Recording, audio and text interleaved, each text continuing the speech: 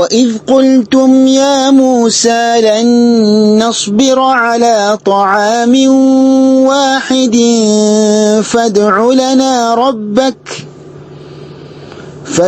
لنا ربك يخرج لنا مما تنبت الأرض من بقلها وقثائها وفومها وعدسها وبصلها قال أتستبدلون الذي هو أدنى بالذي هو خير اهبطوا مصرا فإن لكم ما سألتم وضربت عليهم الذلة والمسكنة وباءوا بغضب من الله ذلك بأنهم كانوا يكفرون بآيات الله ويقتلون النبيين بغير الحق ذلك بما عصوا وكانوا يعتدون. السلام عليكم ورحمة الله وبركاته. بسم الله الرحمن الرحيم. الحمد لله رب العالمين والصلاة والسلام على رسول الأمين وعلى آله وأصحابه أجمعين أما بعد.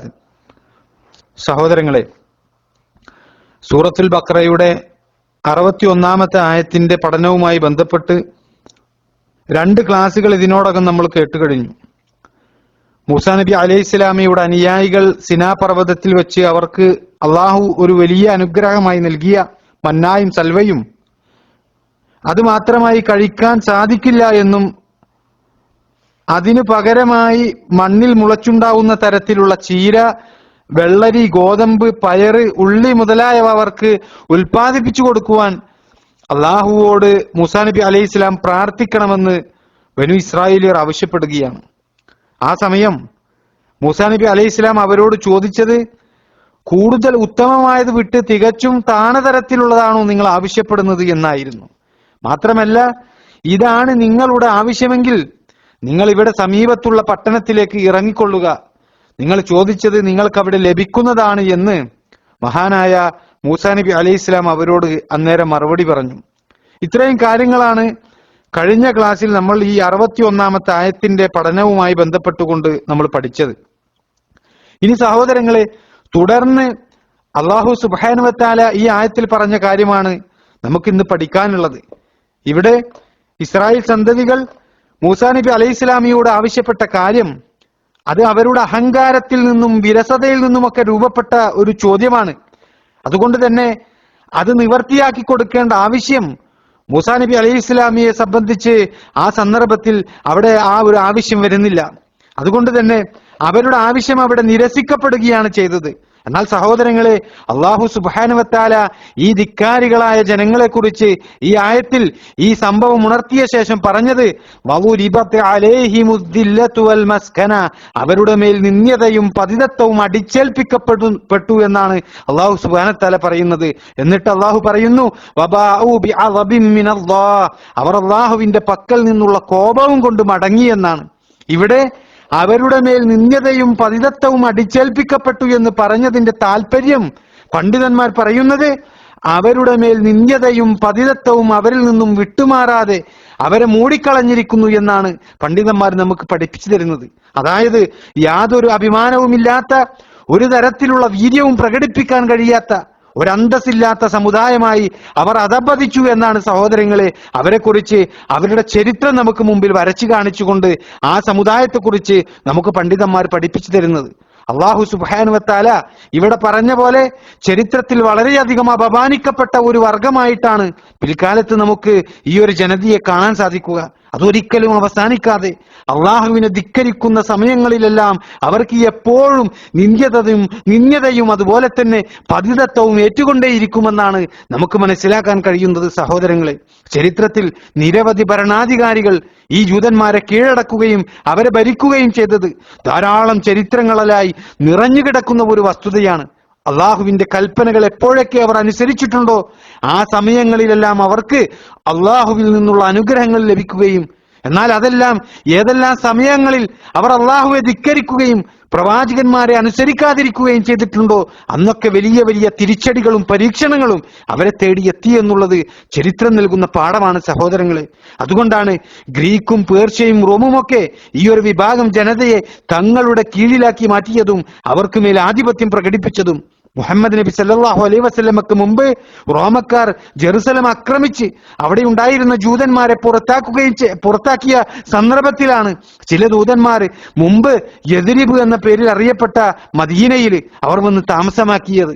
ഈ ചരിത്രം ഇതിനു മുമ്പുള്ള ഒരു ക്ലാസ്സിൽ, അതായത് സൂറത്തുൽ ബഖറയുടെ തുടക്കത്തിൽ ഈ ജൂതന്മാരുമായി ബന്ധപ്പെട്ട വിഷയം സംസാരിക്കുമ്പോൾ നമ്മൾ ചർച്ച ചെയ്ത ഒരു വിഷയമാണ്. അതുകൊണ്ട് തന്നെ അതിലേക്ക് കൂടുതൽ ഇറങ്ങിച്ചെന്നുകൊണ്ട് സംസാരിക്കുവാൻ ഉള്ളവൻ ഉദ്ദേശിക്കുന്നില്ല. പറഞ്ഞു വരുന്നത്, ഒരു മാനസിക ദുരിതം അനുഭവിക്കുന്ന തരത്തിൽ അധപ്പതിച്ച ഈ ജൂതന്മാർ അവർ എന്നും അപമാനിതരായി കഴിയുന്ന അവസ്ഥയിലായിരിക്കുമെന്നാണ് ഇബ്നു കസീർ റഹിമഹുള്ളയെ പോലെയുള്ള മുഫസ്സിറുകൾ ഈ ആയത്തിന്റെ തഫ്സീറിൽ നമ്മെ പഠിപ്പിക്കുന്നത്. ബനു ഇസ്രായേലരുടെ ഈ രൂപത്തിലുള്ള ധിക്കാരപരമായ സ്വഭാവം കാരണമാണ് അല്ലാഹു സുബ്ഹാനഹു വ തആല ഈ ആയത്തിൽ അതിനുശേഷം പറയുന്നത് വബാഉ ബിഅദബിൻ മിനല്ലാഹ്, അവർ അല്ലാഹുവിന്റെ പക്കൽ നിന്നുള്ള കോപവും കൊണ്ട് മടങ്ങിയെന്ന്. ഇവിടെ അല്ലാഹുവിന്റെ പക്കൽ നിന്നുള്ള കോപവും കൊണ്ട് ഈ ആളുകൾ മടങ്ങിയെന്ന് പറഞ്ഞതിന്റെ താല്പര്യം അവരുടെ ജീവിതത്തിൽ ഉടനീളം അവർക്ക് നേടിയെടുക്കാൻ കഴിഞ്ഞത് അള്ളാഹുവിന്റെ കോപം മാത്രമാണ് എന്നാണ്. അള്ളാഹുവിൽ നിന്നുള്ള ഈ കോപം അവർ അർഹിക്കുന്ന ഒരു കാര്യമായാണ് തഫ്സീർ പണ്ഡിതന്മാർ നമുക്ക് ചൂണ്ടിക്കാണിച്ചു തരുന്നത്. പ്രമാണങ്ങളെ വളച്ചൊടിക്കുന്ന, അല്ലെങ്കിൽ പ്രമാണങ്ങളെ തള്ളിപ്പറയുന്ന അള്ളാഹുവിനെയും അതുപോലെ അവരിലേക്ക് നിയോഗിച്ച പ്രവാചകന്മാരെയും അനുസരിക്കാത്തത് കൊണ്ടാണ് സഹോദരങ്ങളെ അള്ളാഹു സുബ്ഹാനഹു വ തആല അവരോട് കോപിച്ചത്. അതുകൊണ്ട് തന്നെ സഹോദരങ്ങളെ, ജൂതന്മാരുടെ ഈ ഒരു സ്വഭാവം മുഹമ്മദ് നബി സല്ലല്ലാഹു അലൈഹി വസല്ലമയുടെ അനുയായികളായ നമ്മളിൽ ഒരിക്കലും ഉണ്ടാകാൻ പാടില്ലാത്തതാണ്. അതുകൊണ്ടാണ് നമ്മൾ ദിവസവും നമസ്കാരത്തിൽ സൂറത്തുൽ ഫാത്തിഹയിലെ പ്രാർത്ഥിക്കുമ്പോൾ അള്ളാഹു സുബ്ഹാനഹു വ തആല അനുഗ്രഹിച്ചവരുടെ കൂടെ നമ്മളെ ഉൾപ്പെടുത്തണമേ എന്ന് അള്ളാഹു സുബ്ഹാനഹു വ തആലയോട് നമ്മൾ പ്രാർത്ഥിക്കുന്നത്. അതിനുശേഷം നമ്മൾ എന്താ പറയുന്നത്? ഗൈരിൽ മഗ്ദൂബി അലൈഹിം, നിന്റെ കോപത്തിന് ഇരയായവരുടെ മാർഗത്തിലല്ല ഞങ്ങളെ നീ വഴി നടത്തേണ്ടത് എന്ന് നമ്മൾ അള്ളാഹുവോട് പ്രാർത്ഥിക്കുകയാണ്. ഇവിടെ സഹോദരങ്ങളെ, കോപം എന്ന് പറയുന്നത് അത് അള്ളാഹുവിലേക്ക് ചേർത്തി പറയുമ്പോൾ, അള്ളാഹുവിന്റെ ഒരു വിശേഷണമായി പറയുമ്പോൾ ഖുർആനിലും സുന്നത്തിലും വ്യക്തമായി പറഞ്ഞിട്ടുള്ള തെളിവുകൾക്കനുസരിച്ച് മാത്രമായിരിക്കണം നമ്മൾ അള്ളാഹുവിലേക്ക് ചേർത്തി പറഞ്ഞ ആ ഒരു കാര്യം നമ്മൾ സ്വീകരിക്കേണ്ടത്, നമ്മൾ മനസ്സിലാക്കേണ്ടത്. അത് പരിശുദ്ധ ഖുർആൻ പറയുന്ന ബാഹ്യാർത്ഥത്തിൽ തന്നെ യാതൊരുവിധ മാറ്റത്തിരുത്തലും കൂടാതെ അത് നമ്മൾ അംഗീകരിക്കുകയും വിശ്വസിക്കുകയും ചെയ്യൽ ഒരു മുസ്ലിമിനെ സംബന്ധിച്ചിടത്തോളം, ഒരു സത്യവിശ്വാസിയെ സംബന്ധിച്ചിടത്തോളം അത് നിർബന്ധമായ കാര്യമാണ്. കാരണം അള്ളാഹുവിന്റെയും റസൂലിന്റെയും വാക്കുകൾ മാറ്റത്തിരുത്തലുകൾ ഇല്ലാതെ അതേ അർത്ഥത്തിലൂടെ തന്നെ നമ്മൾ മനസ്സിലാക്കി അത് നിലനിർത്തേണ്ടത് അനിവാര്യമായ കാര്യമാണ് എന്ന് പണ്ഡിതന്മാർ പഠിപ്പിക്കുന്ന ഒരു വിഷയമാണ്. അതിന്റെ ബാഹ്യ അർത്ഥത്തിൽ നിന്ന് അത് മാറ്റം വരുത്തുക എന്നത് അള്ളാഹുവിന്റെ പേരിൽ വിവരമില്ലാത്തത് സംസാരിക്കലായിരിക്കുമെന്ന് പണ്ഡിതന്മാർ പ്രത്യേകം ഉണർത്തിയിട്ടുള്ള വിഷയമാണ്. അപ്പോൾ അള്ളാഹുവിന്റെ കോപം എന്ന് പറയുന്നത് അത് പ്രമാണങ്ങൾ പഠിപ്പിച്ചു തരുന്ന പോലെ തന്നെ നമ്മൾ വിശ്വസിക്കേണ്ട ഒരു കാര്യമാണ് സഹോദരങ്ങളെ. ഇനി ഇസ്രായേൽ സന്തതികൾ അള്ളാഹുവിന്റെ ഈ കോപത്തിന് വിധേയമായത് അത് അവർക്ക് ലഭിച്ചുകൊണ്ടിരുന്ന മന്നായും സൽവായും അത് കഴിക്കാൻ സാധ്യമല്ല എന്ന് പറഞ്ഞതുകൊണ്ട് മാത്രമാണോ? അല്ല എന്നുള്ളതാണ് പിന്നീട് അള്ളാഹു സുബ്ഹാനഹു വ തആല ഈ ആയത്തിലൂടെ പറയുന്ന കാര്യങ്ങൾ വ്യക്തമാക്കുന്നത്. അക്കാര്യങ്ങൾ ഇൻഷാ അല്ലാഹ് വളരെ വിശദമായി നമുക്ക് അടുത്ത ക്ലാസ്സിൽ ചർച്ച ചെയ്യാം. അള്ളാഹു സുബ്ഹാനഹു വ തആല അനുഗ്രഹിക്കുമാറാകട്ടെ.